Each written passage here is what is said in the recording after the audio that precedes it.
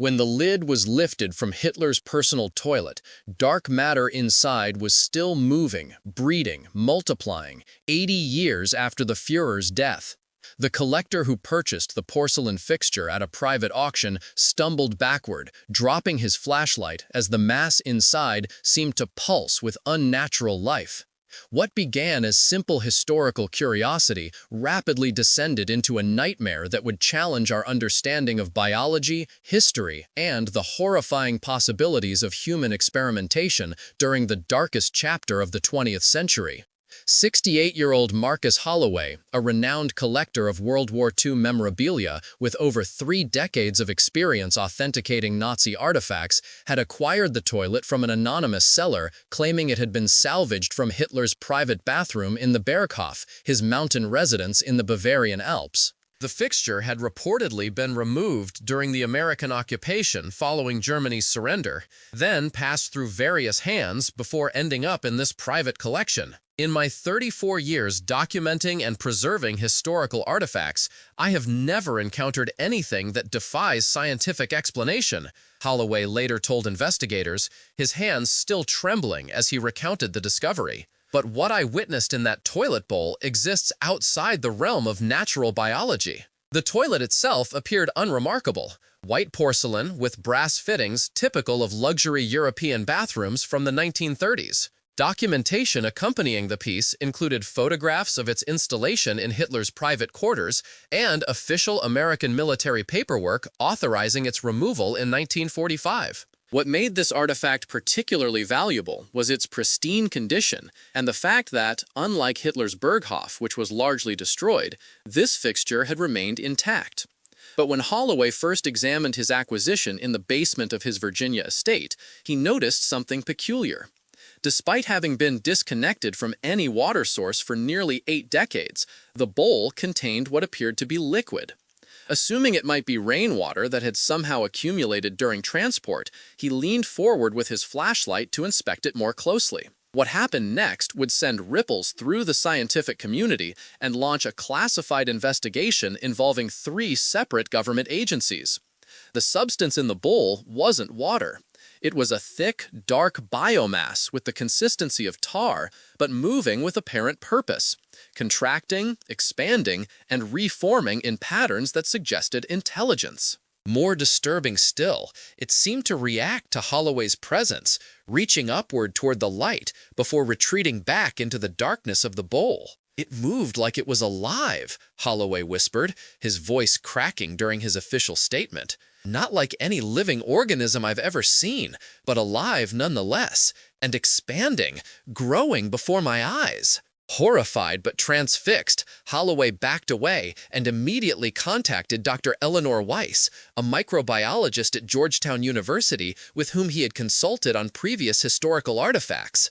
Dr. Weiss initially dismissed Holloway's claims as the overactive imagination of an enthusiastic collector, but agreed to examine the toilet the following day as a professional courtesy. Her skepticism vanished the moment she laid eyes on the contents of the bowl. What we're dealing with defies classification within our current taxonomic system, Dr. Weiss stated in her preliminary report. It appears to be a complex consortium of microorganisms functioning as a single entity, but with cellular structures unlike anything documented in scientific literature. More alarming was her observation that the mass was indeed growing, metabolizing without any apparent nutrient source. When she attempted to extract a sample for laboratory analysis, the substance recoiled from her instruments, displaying a primitive defensive response. Only after several attempts did she manage to collect a small specimen, which she immediately sealed in a containment unit designed for handling potentially hazardous biological materials.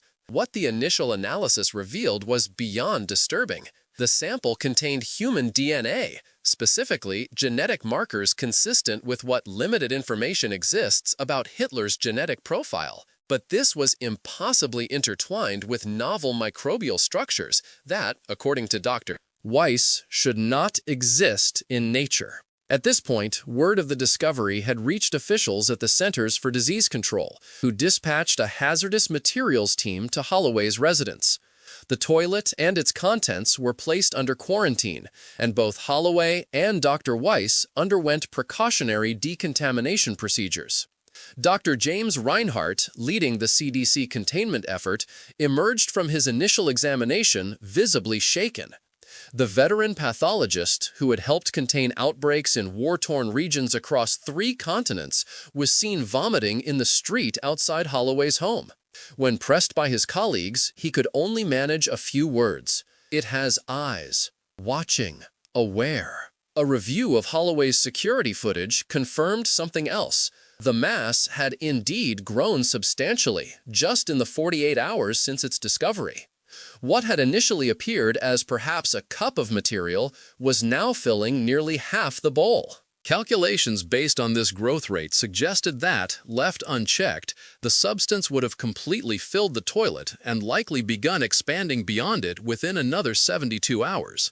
The investigation took an even darker turn when historians and intelligence analysts were brought in to review Nazi documents related to Hitler's health and the bizarre medical treatments he was known to have undergone under the supervision of his personal physician, Dr. Theodor Morell. Previously declassified documents had revealed that Hitler received numerous experimental treatments throughout the war years, including injections of animal hormones, methamphetamines, and various untested compounds. But sealed files recently uncovered in a Soviet archive painted an even more disturbing picture, suggesting that Morell had been conducting clandestine biological experiments under direct orders from Heinrich Himmler, head of the SS. These experiments, codenamed Project Unsterblichkeit, or Project Immortality, apparently focused on creating biological organisms that could regenerate indefinitely, inspired by certain simple life forms like hydras and planarian worms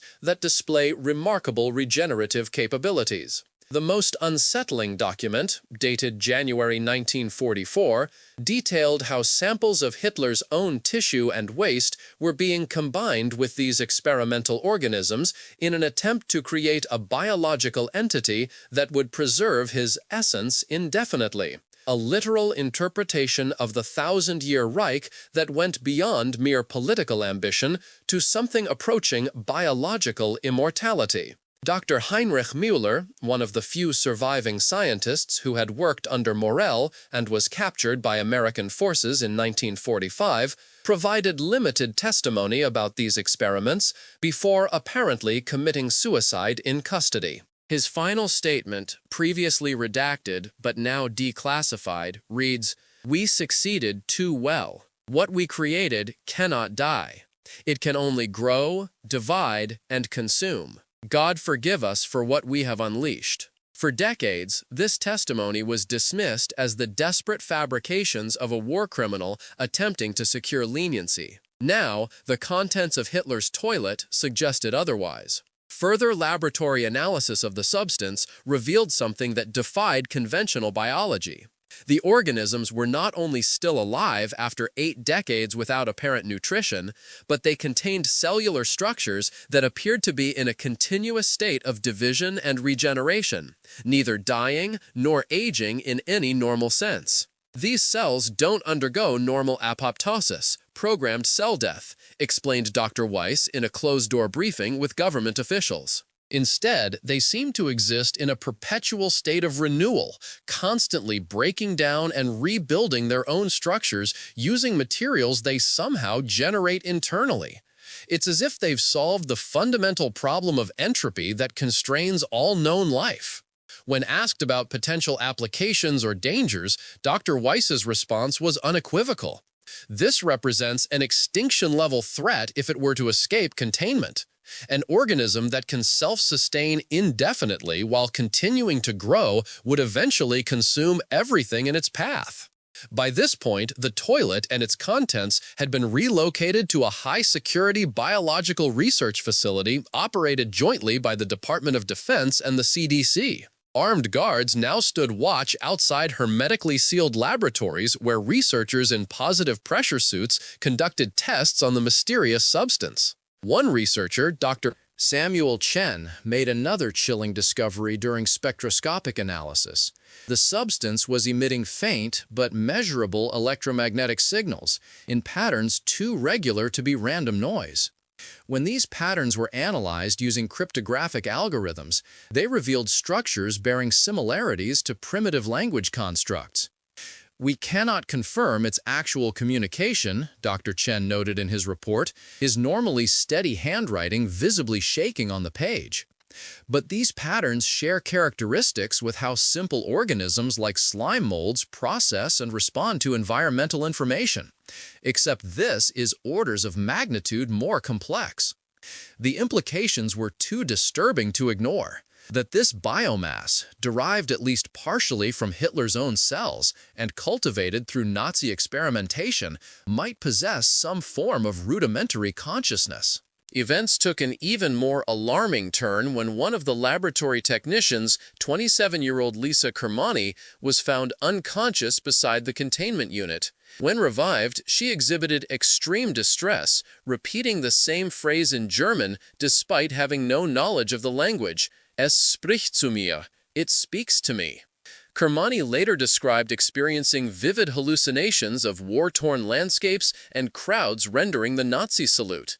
More disturbing were her detailed descriptions of the layout of the Beerhoff's private quarters, details that matched architectural plans not publicly available.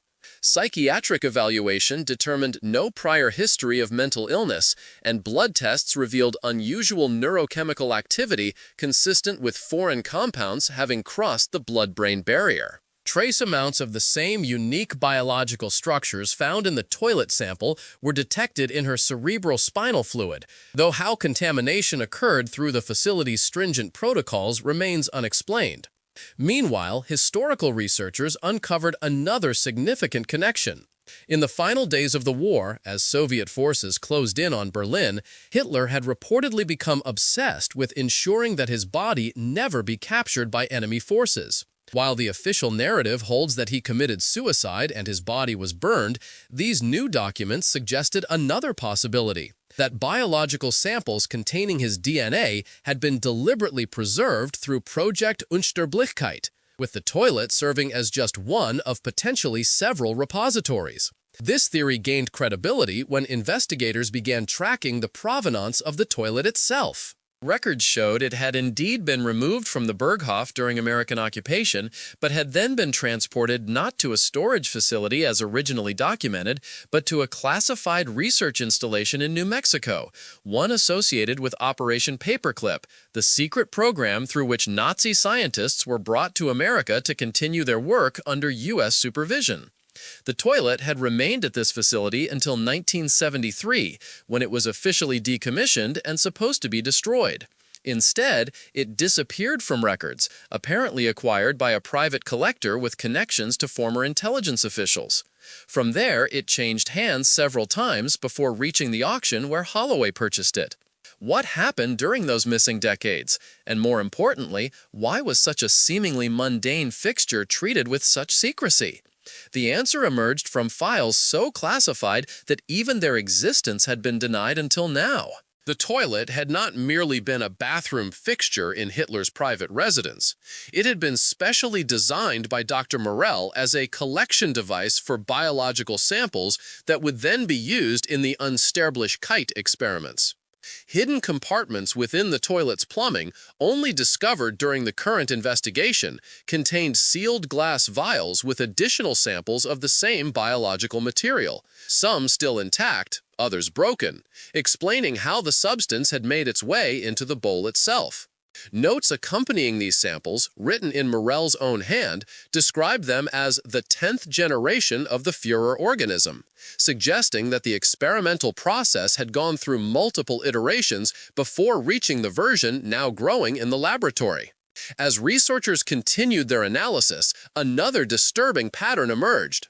The growth rate of the biomass was not constant but accelerating, each cell division occurring more rapidly than the last. Projections based on this acceleration curve suggested that, had it remained undiscovered, the substance might have reached critical mass within another year, potentially breaching the toilet's porcelain confines. What would have happened then remains speculation, but Dr. Weiss's assessment was grim. Based on its demonstrated ability to survive without conventional nutrients, adapt to hostile environments, and potentially influence human neural activity through proximity, an uncontained release would present unprecedented biological risks. The investigation took yet another turn when Marcus Holloway, who had been under medical observation since his exposure to the substance, began exhibiting unusual symptoms.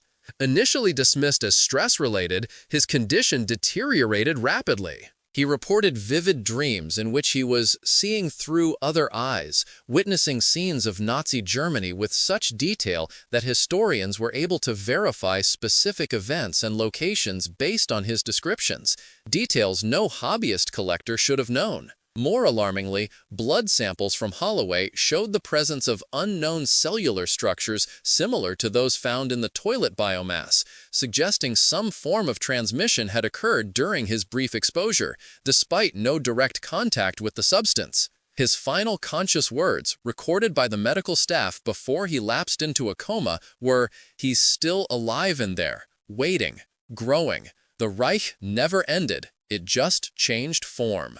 Holloway died 3 days later, his body exhibiting rapid cellular deterioration that pathologists likened to accelerated aging at the molecular level. Despite being 68, his cellular structure at time of death displayed degradation consistent with someone nearly twice that age. Perhaps most disturbing was the discovery made during his autopsy. Microscopic colonies of the same unidentifiable organisms had established themselves throughout his nervous system, with the highest concentration in his brainstem and visual cortex. As one researcher noted in his confidential report, it's as if the organism was not just infecting him, but rewiring him, creating biological pathways through which information or consciousness could potentially be transmitted. This revelation prompted a new, even more disturbing theory, that the biological material in the toilet wasn't merely a scientific experiment gone awry, but a deliberate attempt to create a vessel through which some aspect of Hitler's consciousness might survive his physical death. Dr. Weiss, whose initial skepticism had given way to grim determination, articulated this theory in a heavily redacted briefing. "We may be dealing with technology masquerading as biology, an organic information storage and transmission system decades ahead of anything in our current scientific understanding." The situation reached crisis level when monitoring equipment detected the biomass attempting to alter its own molecular structure in apparent response to containment efforts, adapting to counteract the very measures designed to study and control it. After consultation with national security officials, a decision was made to terminate the organism using every available means: extreme temperature, radiation, caustic chemicals, and ultimately incineration at temperatures exceeding 3,000 degrees Celsius. Even then, microscopic examination of the resulting ash revealed isolated cells that, while dormant, still displayed signs of potential viability. These remains were encased in multiple containment vessels and transferred to a storage facility whose location remains classified to this day. The toilet itself, now empty of its disturbing contents, was also secured in a separate containment unit. Attempts to destroy it proved surprisingly difficult, the porcelain exhibiting unusual resistance to both physical force and extreme temperatures, suggesting it had been manufactured using techniques beyond standard ceramics of its era. In the aftermath of these events, a quiet but thorough investigation was launched to locate any other potential repositories of similar biological material. Records indicate that Hitler's personal items were scattered widely after the war: souvenirs taken by soldiers from many nations, artifacts preserved in museums, and others disappearing into private collections. How many other seemingly innocent objects might contain similar horrors? And how many might have already been activated by unsuspecting handlers, releasing their contents into the wider world?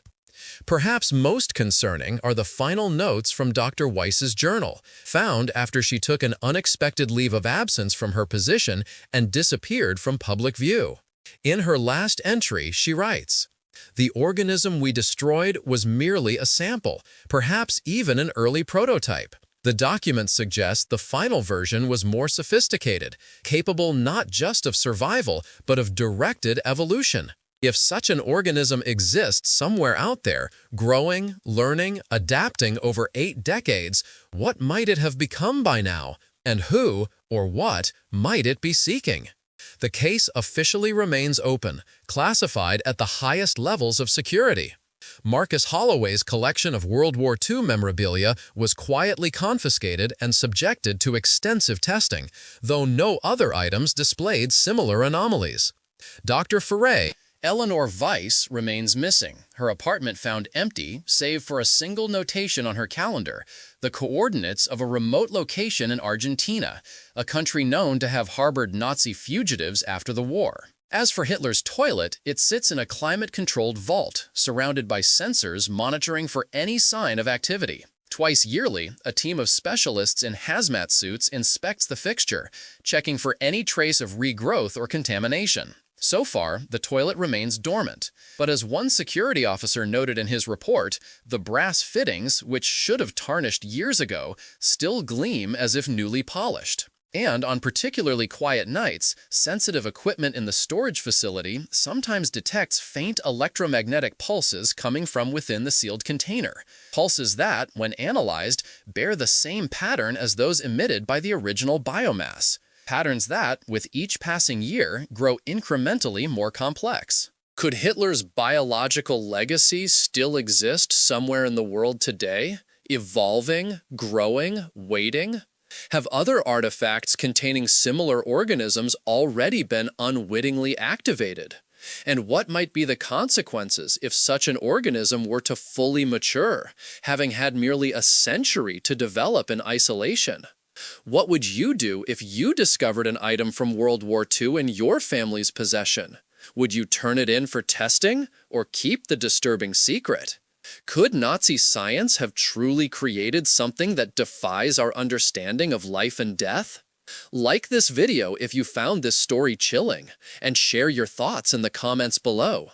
Subscribe for more dark historical discoveries that challenge what we thought we knew about the past, because sometimes the most terrifying monsters aren't myths, but scientific experiments gone horribly wrong, still lurking in the shadows of history, waiting to be found.